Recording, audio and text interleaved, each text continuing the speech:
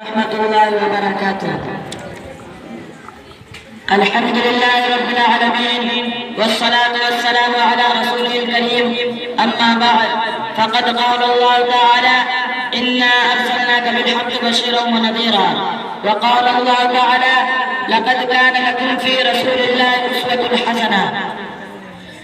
صدر محترم اور حاضرین جلسہ، یہ میری بڑی خوش قسمتی ہے کہ آپ لوگوں نے مجھے کچھ کہنے کا حکم فرمایا ہے۔ ایک حقیقی انسان کی آپ لوگوں نے جو عزت افزائی فرمائی ہے، اس کا میں تہ دل سے شکر گزار ہوں۔ میں نے آپ کے سامنے دو آیتیں پڑھی ہیں۔ پہلی آیت میں اللہ جل جلالہ وعما نوالہ ارشاد فرماتے ہیں کہ رسول صلی اللہ علیہ وسلم، ہم نے آپ کو بلا شبہ خوشخبری دینے والا اور ڈرانے والا بنا کر بھیجا ہے۔ دوسری آیت میں اللہ تعالیٰ انسانوں کو مخاطب کرتے ہوئے فرماتے ہیں کہ تمہارے لیے اللہ کے پیغمبر صلی اللہ علیہ وسلم بہترین رہنمائی ہے۔ وہ دور یاد کیجیے جب سارا عالم شرک و کفر میں مبتلا تھا، خدا کی عبادت کا ہے بتوں کا اڈا بنی ہوئی تھی، خدا کے بندے سلام معبودوں کے پیروں پر سر جھکا رہے تھے۔ دین حق کے طرفداروں کو کوئی ایسا آدمی نہ ملتا تھا جو انہیں صراط مستقیم پر گامزن کرے۔ ایسے میں رحمت الہی متوجہ ہوئی۔ اب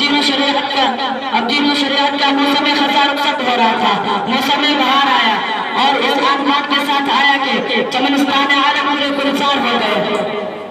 یعنی پیغمبر آخر زمان، ہادی برحق، فخر رسول جناب محمد رسول اللہ صلی اللہ علیہ وسلم ایک کامل اور مکمل شریعت لے کر اس دنیا میں تشریف لائے۔ وما علینا الا البلاغ۔